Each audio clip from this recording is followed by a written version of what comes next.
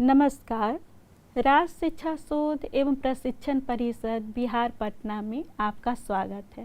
बच्चों, पिछली कक्षा में हम 10वीं वर्ग के संस्कृत पाठ्य पुस्तक पीयूषम के तृतीय पाठ जिसका शीर्षक अलस कथा था का अध्ययन कर रहे थे और हमने देखा था कि इस कथा के रचयिता कौन हैं, इसमें किस दोस्त को शत्रु के समान बताया गया है और इसमें हमने देखा था कि इस कथा में आलस्य को शत्रु के समान बताया गया है।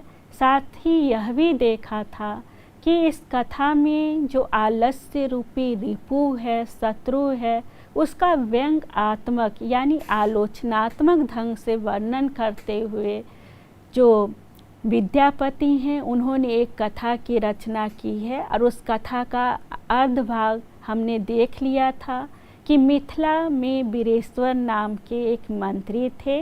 वह स्वभाव से बहुत ही करुणामय और दयालु करुणामय और दानी थे। वे सभी अनाथों निर्धनों के बीच आलसियों को भी धन और अन्न प्रदान करते थे।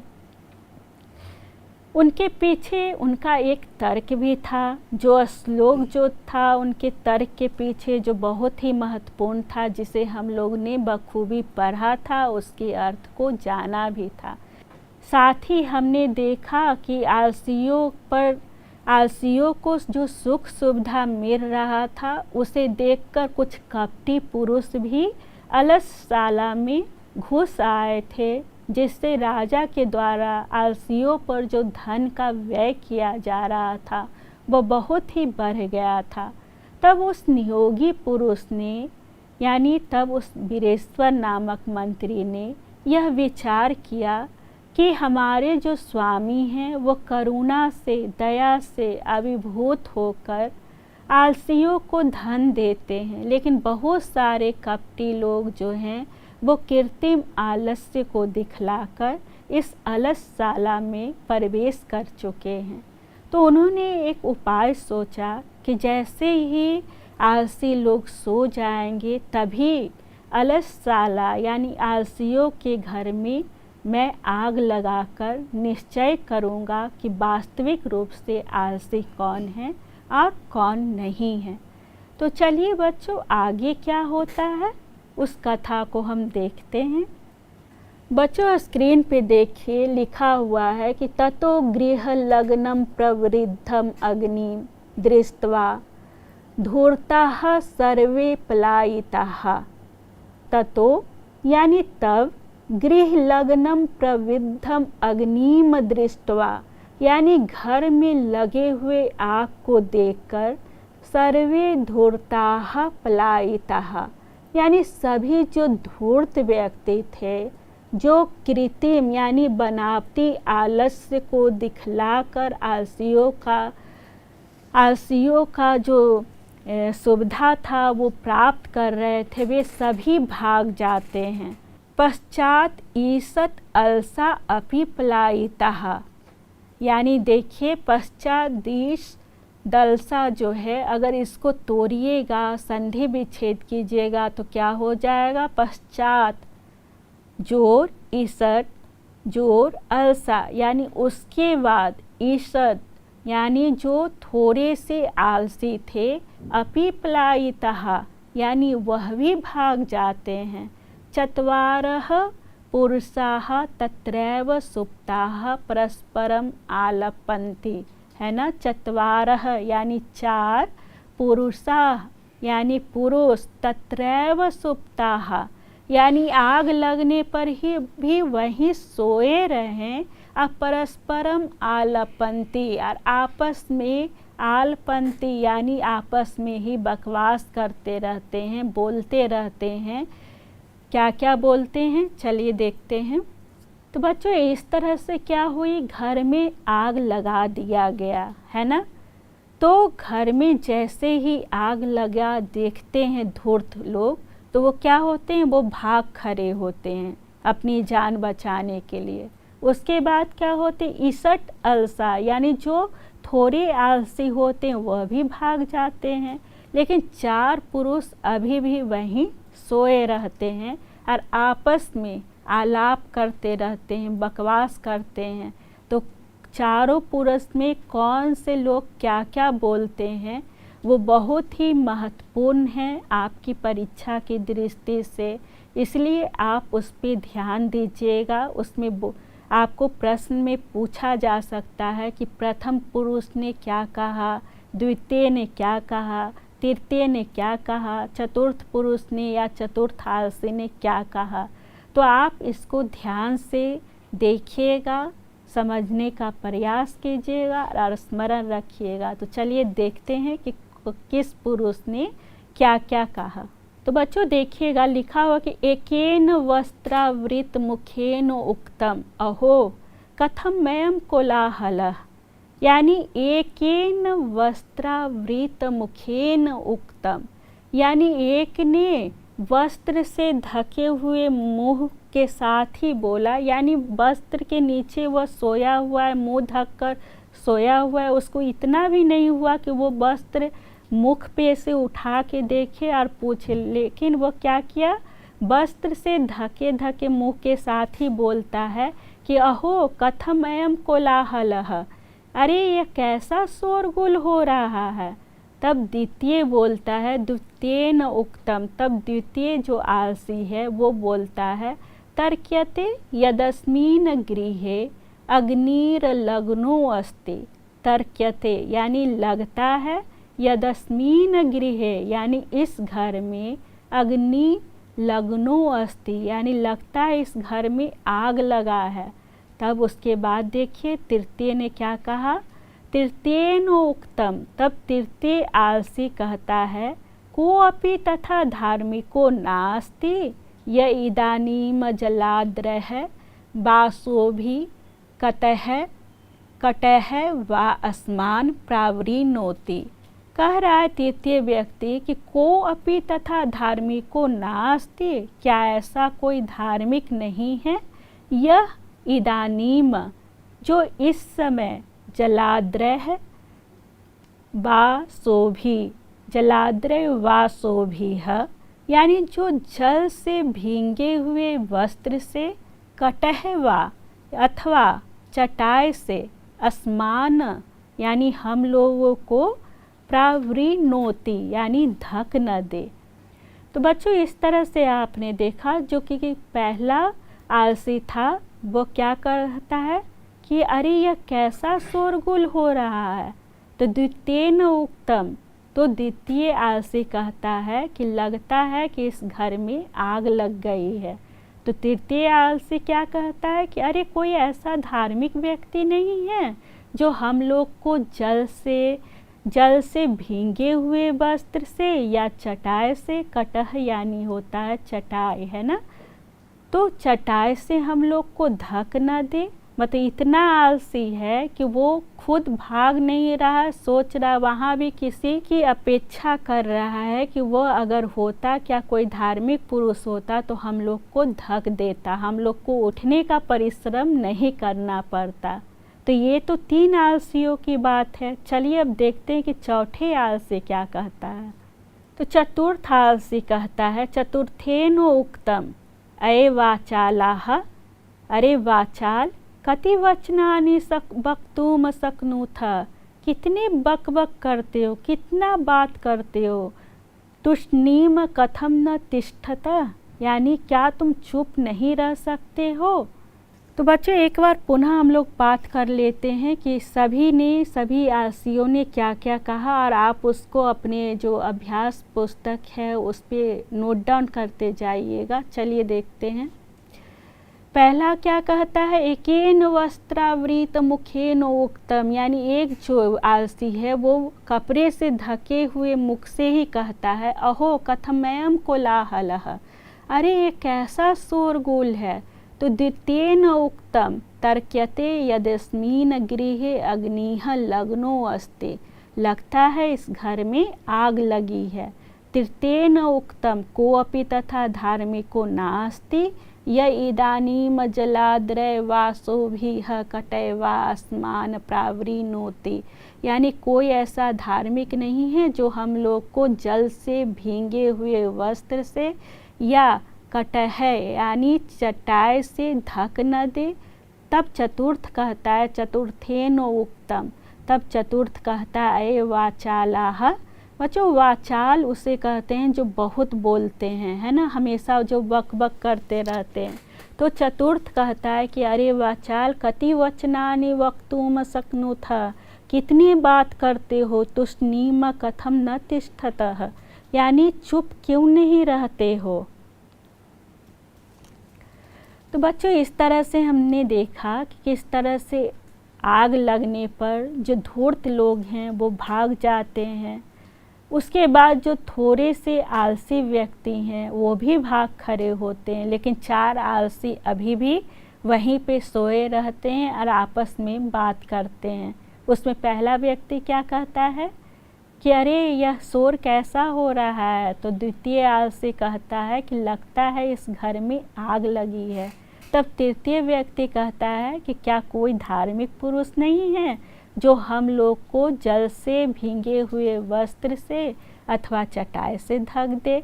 तो चौथा क्या कह रहा है कि अरे वाचाल कितने बक बक कर रहे हो, क्या तुम लोग चुप नहीं रह सकते। देखिए आलस्य कितना बड़ा शत्रु है, उसके जान पे बनी है फिर भी वो भाग नहीं रहा है, अपनी जान बचाने का परिश्रम नहीं कर रहा है। तो देखते हैं अब आगे क्या होता है।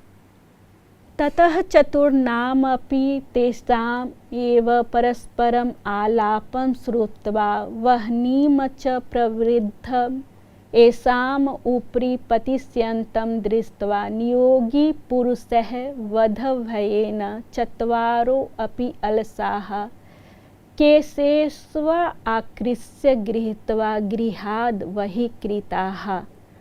तो कह रहा है ततः यानी उसके बाद चतुर्नाम अपि यानी चारों का चतुर्नाम अपि तेषामेव परस्परम आलापम श्रुत्वा, यानी उसके बाद चारों आलसियों का एक दूसरे से वार्तालाप जो वो कर रहे थे वो सुनकर, और वहीनम और प्रविद्धम बहिनम यानी बढ़े हुए अग्नि के कारण एसाम ऊपरीम पतिष्यन्तम दृष्ट्वा, यानी अग्नि के बढ़ जाने से क्या हुआ था कि उस अलसशाला के जो खंभे थे वगैरह थे वो जल रहे थे और वो उसी पे गिर जाते और उसका वध हो जाता, किसका, चारों आलसियों का। इस भय से नियोगी पुरुष है, नियोगी जो पुरुष थे जो वीरेश्वर थे, चत्वारोह अपि अलसाह यानी चत्वारोह अपि अलसा यानी चारों आलसियों के केशेषु एव आकृष्य यानी चारों आलसियों के बाल पकड़कर उसको क्या करते हैं, आकृष्य यानी खींच कर, गृहीत्वा गृहात वही कृता यानी खींच कर बाहर निकालते हैं। पश्चात तान आलोक्य तय नियोगी भी यह पथितम, और उसके बाद जब वे बाहर निकाल देते हैं चारों आलसियों को, तो उन चारों आलसियों को आलोक्य यानी देखकर तय नियोगी भी यह यानी उस नियोगी पुरुष के द्वारा पठितम यानी पढ़ा गया, पतिरेव गतिः स्त्री नाम वाला नाम जननी गतिः ना अलसा नाम गतिः काचित लोके कारुणिकम विना। कह रहा है बच्चों इस श्लोक के माध्यम से कि पतिरेव गतिः स्त्री नाम यानी जिस प्रकार से जो स्त्री होती है, जो महिला होती है, उसकी शक्ति पति होते हैं और बच्चों की शक्ति उनकी माँ होती है, लेकिन क्या आलसियों की कोई शक्ति है, यानी उसके बचाव करने के लिए कोई है, कोई उनका लालन पालन करने के लिए है, नहीं। कारुणिकः विना यानी उनका कोई गति नहीं है, कोई शक्ति नहीं है सिवाय दयालु व्यक्ति के।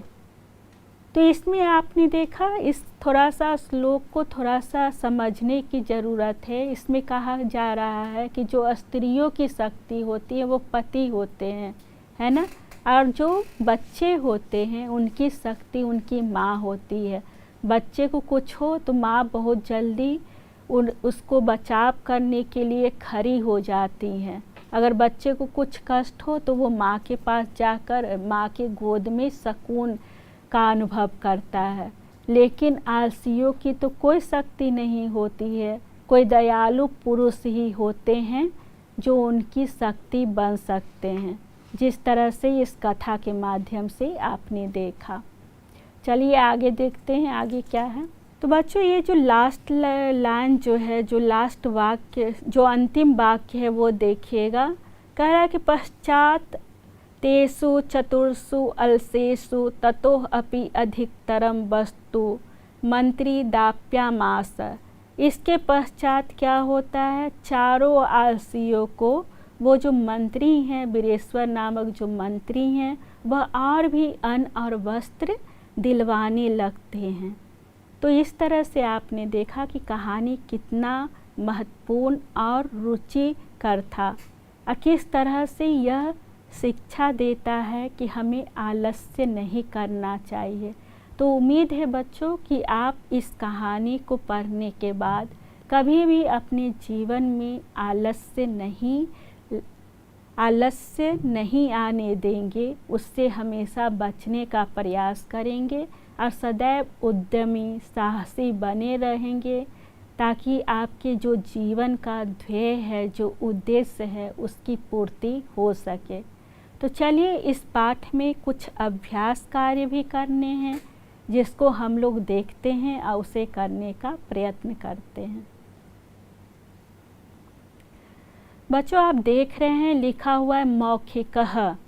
मौखिक का अर्थ होता है कि आपको जिन प्रश्नों के उत्तर मौखिक रूप से या बोलकर देने होते हैं।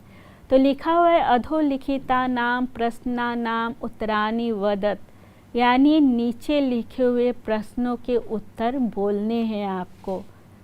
बच्चों पहला प्रश्न है, इयं कथा कस्मात् ग्रंथात् उद्धृता अस्ति, यानी यह जो कथा है वो किस ग्रंथ से लिया गया है।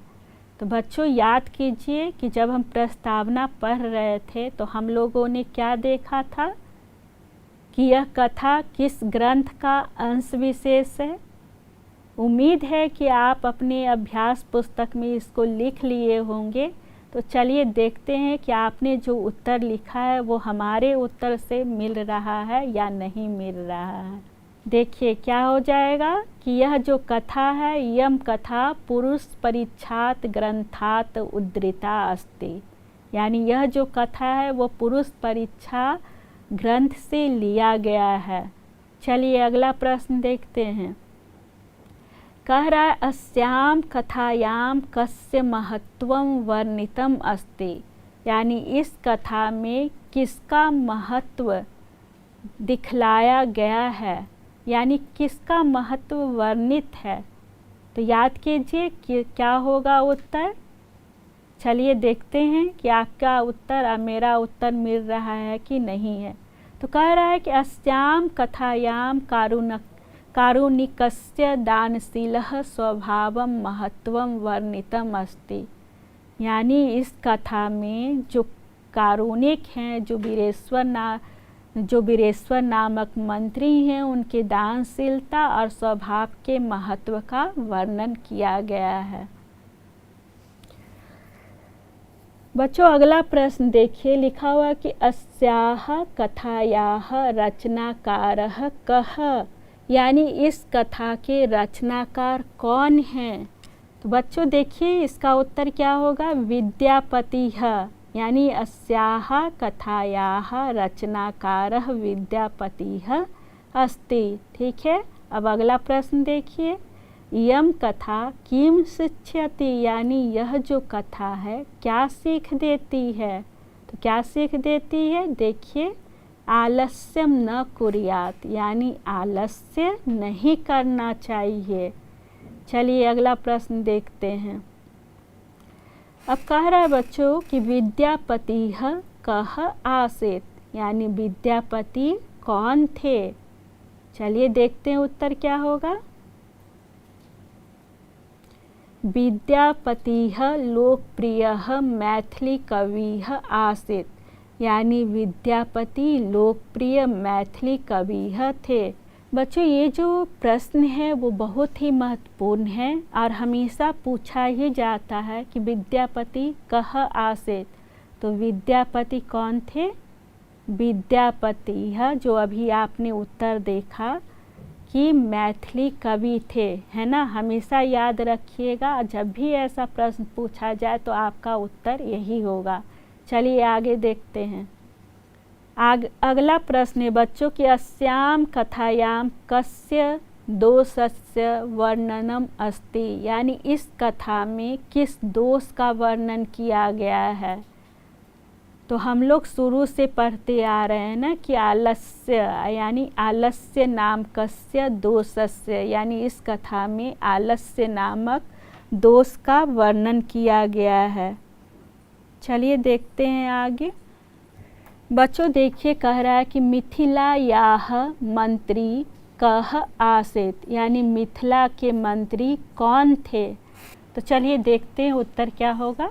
तो बच्चों हम लोग जब पढ़ रहे थे तभी हम लोग बार बार ये रिपीट कर रहे थे, दोहरा रहे थे कि वीरेश्वर जो थे वो मिथिला के मंत्री थे। तो इसका उत्तर क्या हो जाएगा कि मिथिलायाः मंत्री वीरेश्वरः आसीत्, है ना। ये हमेशा याद रखिएगा, ये पूछा ही पूछा जाता है। कम दृष्ट्वा सर्वे धूर्ताः पलायिताः, यानी किसे देखकर सभी धूर्त लोग भाग जाते हैं। तो देखिए आंसर क्या होगा। तो देखिए उत्तर क्या होगा। प्रविद्धम अग्निम दृष्ट्वा, यानी घर में लगे हुए आग को देखकर वो लोग भाग जाते हैं। उसके बाद देखिए अलसाल्यायाम बहुद्रव्य व्ययम दृष्ट्वा तत्नियोगी पुरुषः किम परामृष्टम, यानी अलसशाला में बहुत सारे धन का व्यय होता देखकर उस नियोगी पुरुष ने क्या विचार किया। तो क्या विचार किया था, क्या उत्तर होगा। देखिए कि अलस पुरुषा नाम परीक्षाम कुर्मः, यानी आलसी पुरुषों का, आलसी व्यक्तियों का परीक्षा करता हूँ। चलिए उसके बाद देखते हैं। अब कह रहा है बच्चों कि अधोलिखिता नाम प्रश्ना नाम उत्तरम एक शब्देन दत्त, यानी नीचे लिखे हुए प्रश्नों का उत्तर एक शब्द में देना है। तो बच्चों जैसा प्रश्न में निर्देश दिया रहे, जैसा इंस्ट्रक्शन दिया जाए, उसी के अकॉर्डिंग, उसी के अनुसार हमें प्रश्नों का जवाब देना चाहिए। हमेशा यह देखा जाता है कि बच्चे जो हैं वो बिना निर्देश को पढ़े ही, उसको अच्छी तरह से बिना समझे ही उन प्रश्नों का उत्तर दे देते हैं। तो अगर एक शब्द में बोला जाए तो एक शब्द में देना है, एक वाक्य में बोला जाए तो एक वाक्य में देना है। ये हमेशा आप ध्यान रखेंगे। चलिए अब देखते हैं कि एक शब्द में जो जिन प्रश्नों का उत्तर देना है वो कैसे दिया जाएगा। देखिए बच्चों पहला प्रश्न है अग्निम दृष्ट्वा के पलायिताः, यानी अग्नि को देखकर कौन भाग गए। तो चूंकि एक शब्द में उत्तर देना है तो क्या हो जाएगा आपका उत्तर, सर्वे धूर्ताः, यानी सभी दोस्त। अगला देखिए कति पुरुषाः सुप्ता आसन, यानी कितने पुरुष सोए हुए थे। तो आपका उत्तर हो जाएगा चत्वारः, यानी 4 पुरुष क्या थे, सोए के सोए ही हुए थे। अगला देखिए एकः पुरुषः किम अवदत, यानी पहला जो आलसी है उसने क्या कहा, अहो कथमयम कोलाहलः, अरे यह कैसा शोरगुल है ना। याद होगा आपको कथा। तो आपको स्मरण में होगा कि पहले आलसी ने कहा था कि अरे यह कैसा शोरगुल है, यानी अहो कथमयम कोलाहलः। चलिए आगे देखते हैं। द्वितीयः पुरुषः किम अवदत, यानी द्वितीय पुरुष ने क्या कहा। उत्तर देखिए।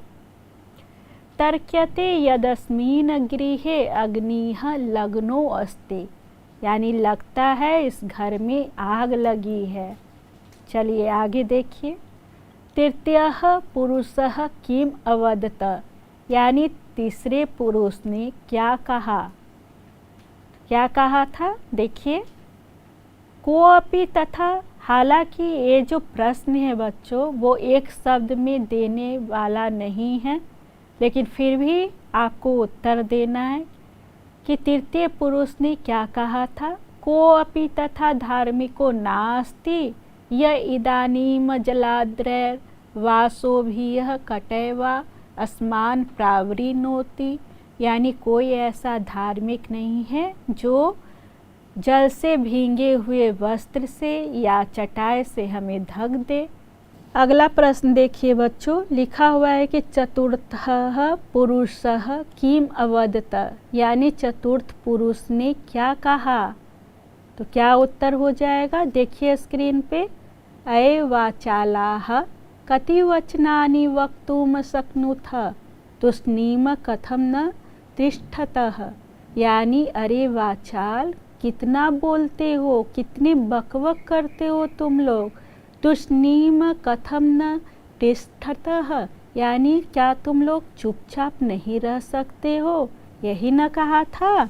बच्चों अगला प्रश्न देखिए। लिखा हुआ है कि वीरेश्वरः कः आसीत्, यानी वीरेश्वर कौन था। तो हो जाएगा उत्तर आपका देखिए स्क्रीन पे। मिथिलायाम मंत्री, यानी मिथिला के मंत्री थे। चलिए आगे देखिए। तस्य स्वभावः कीदृशः आसीत्, तो उनका स्वभाव किस तरह से था देखिए। इसका उत्तर क्या होगा। दानशीलः कारुणिकश्च। बच्चों अगला प्रश्न है अलसा नाम सुखम दृष्ट्वा के कृतिम आलस्यम दर्शित्वा भोजनम गृह्णन्ति स्म, तो उत्तर हो जाएगा धूर्ताः। तो बच्चों इस तरह से हमने देखा कि कहानी के अगले पार्ट में, अगले भाग में, जैसे ही जो नियोगी पुरुष थे या जो वीरेश्वर नामक जो मंत्री थे, उन्होंने घर में जब आग लगा दिया तो लगी हुई अग्नि को देखकर सभी जो धूर्त थे वो भाग खड़े हुए। उसके पश्चात जो थोड़े से आलसी थे वो भी भाग गए, लेकिन 4 व्यक्ति, 4 आलसी ऐसे थे जो अभी भी वहीं सोए हुए थे और आपस में वार्तालाप कर रहे थे। पहला व्यक्ति उसमें से क्या बोलता है कि अरे यह शोर कैसा है, अहो कथमयम कोलाहलः, यानी यह शोर कैसा है। तो द्वितीय आलसी बोलता है कि लगता है कि इस घर में आग लग गई है। तो तृतीय पुरुष कहता है कि अरे कोई धार्मिक व्यक्ति क्या यहाँ ऐसा नहीं है जो हम लोग को भींगे हुए वस्त्र से या चटाई से ढक दे। और चौथा तो इतना आलसी था कि वो बोल रहा है कि अरे वाचाल कितने बक बक करते हो, क्या चुपचाप नहीं रह सकते। तो लास्ट में क्या हुआ, जैसे ही वो लोग बात कर रहे थे और अग्नि अपने प्रचंड स्थिति में थी और लगा कि घर के खंभे गिर जाएंगे उन चारों पे और उनकी मौत हो जाएगी, तो इस डर से जो नियोगी पुरुष थे, जो वीरेश्वर नामक मंत्री थे, उन्होंने चारों आलसियों का केस जो है वो पकड़ कर घसीट कर बाहर लाते हैं और उन्होंने एक बहुत ही अच्छे श्लोक को दिया, सूक्ति को दिया, जिसमें हम लोग ने जाना कि स्त्रियों की शक्ति उसके पुरुष होते हैं, बच्चे की शक्ति उसकी माँ होती है, लेकिन इस संसार में दयालु व्यक्ति के बिना आलसियों की कोई शक्ति नहीं होती। और उसके बाद उन्होंने क्या कहा, और उसके बाद उन 4 आलसी जो असली रूप से आलसी थे उनको मंत्री ने और भी ज़्यादा अन्न वस्त्र देना शुरू कर दिया। और बाद में बच्चों हमने जो अभ्यास पाठ था उन्हें भी करने का प्रयत्न किया। तो उम्मीद करती हूँ बच्चों कि ये जो कक्षा है वो आपके लिए बहुत ही महत्वपूर्ण और रुचिकर होगी। हम इसी पाठ पुस्तक के अगले अभ्यास पाठ के साथ पुनः आपसे मिलेंगे। तब तक के लिए नमस्कार।